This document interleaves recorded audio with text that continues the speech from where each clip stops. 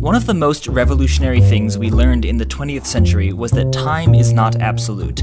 The rate at which time passes is different depending on how fast you're moving and how much you're accelerating. In particular, time passes slower the more you're moving. This fact has been confirmed experimentally countless times. Fast-moving muons take longer to decay, light emitted from a moving source has a lower frequency, and so on. But relativity of time can at first glance seem somewhat contradictory. Suppose we're flying past each other. From my perspective, it seems like you're moving, and so time should go more slowly for you, and from your perspective, it seems like I'm moving, so time should go more slowly for me. It seems crazy that we can both think time is going slower for the other person. Someone's time must actually be slower, right? Well, no. Take a look at my giraffe. It's 3 meters tall, and your giraffe is also 3 meters tall, according to you. But you're rotated relative to me, so you only measure my giraffe to be 2 meters high. And I'm rotated relative to you, so I only measure your giraffe to be 2 meters high. So we each think the other is measuring height distances as longer, but it's not a contradiction. It's just that we've rotated height and width relative to each other. And similarly, when you change your speed, you rotate the direction of time. I have another whole video explaining why, but it looks like this.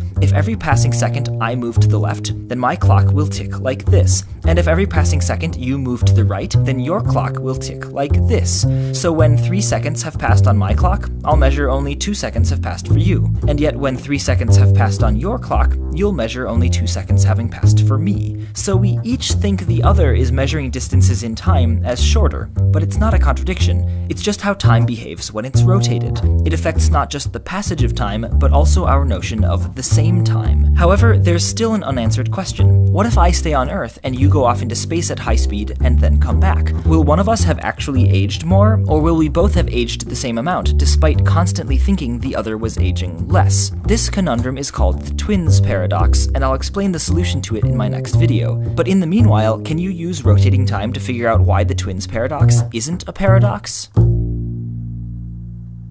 Hey, Henry here. Thanks for watching, and I'd like to thank Audible.com for supporting this video. As you've probably heard, Audible is a leading provider of audiobooks, including fiction, nonfiction, and periodicals. If you're into physics, as I imagine you might be if you watch my videos, I definitely recommend checking out The Perfect Theory by Pedro Ferreira about how researchers like Einstein and others came to our modern understanding of gravity, space, time, black holes, and so on. You can check out The Perfect Theory or another book of your choice for free with a free 30-day trial at audible.com/minutephysics. Again, that's audible.com/minutephysics.